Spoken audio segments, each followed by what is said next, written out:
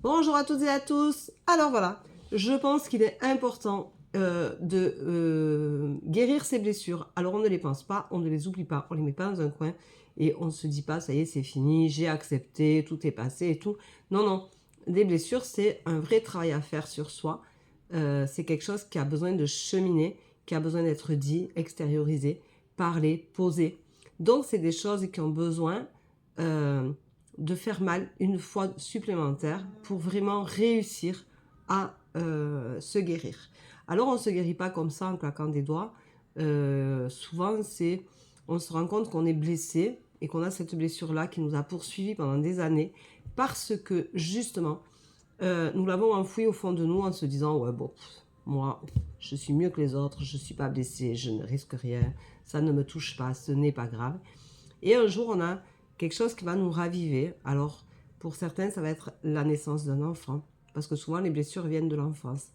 Ça va être la naissance d'un enfant qui va faire qu'on va se poser des questions, se demander si on est capable d'être parent, si on est capable d'être à la hauteur, si on est capable de les aimer autant, si on ne va pas reproduire le schéma familial qu'on a connu, si en fin de compte, on a été blessé, mais on ne comprend pas vraiment pourquoi on a été blessé. Si on est une fratrie de plusieurs, on va se dire, ouais, mais lui, il a vécu d'une façon ou d'une autre.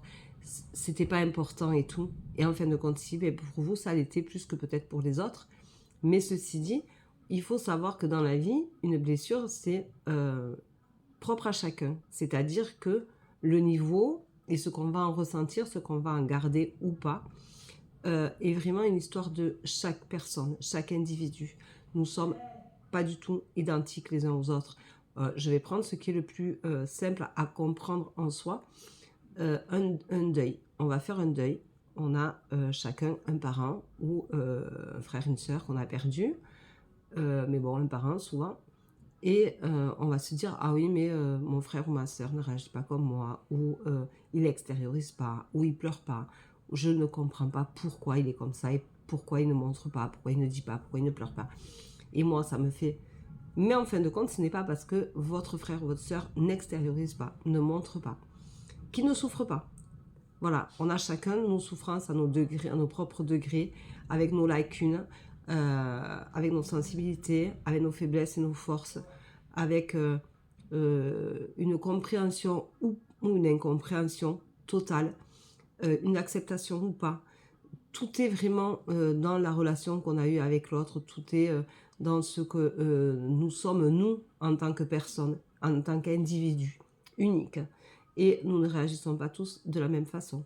Il y en a qui vont faire leur deuil plus rapidement parce qu'il va y avoir des croyances qui vont s'installer, parce qu'il va y avoir des choses qui font qu'ils sont aptes à accepter les choses peut-être plus facilement, plus sereinement, et ils sont plus aptes à se construire avec l'absence de l'être cher.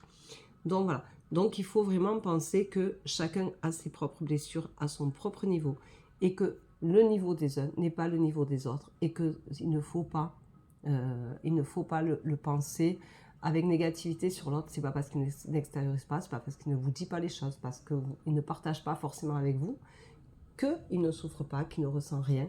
On n'a pas le droit de juger ce que peut ressentir l'autre parce que il ne ressent pas de la même façon que nous ou ne le montre pas de la même façon.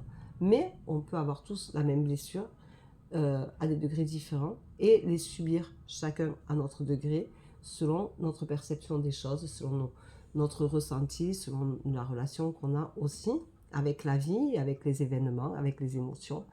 Donc c'est important de prendre en considération que de toute façon, si on est blessé, cette blessure-là, si on ne la guérit pas, on va la garder et la balader et on ne vivra pas les choses avec la même authenticité que si on se guérit de la blessure.